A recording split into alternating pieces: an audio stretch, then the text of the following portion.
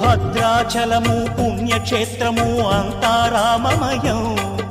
భక్తుడు భద్రుని కొండగా మార్చి కొలువై ఉన్న స్థలం.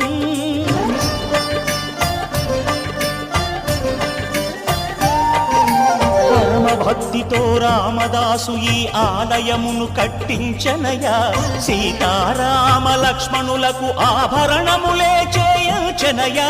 పంచవటిని ఆ జానకి రాముల పర్ణశాల అదిగో.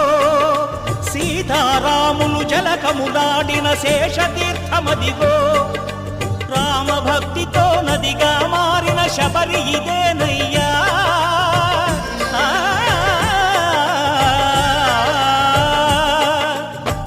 భక్తితో నదిగా మారిన శబరి ఇదేనయ్యా. శ్రీరామ పాదములు నిత్యం కడిగే గోదావరి అయ్యా. ఈ క్షేత్రం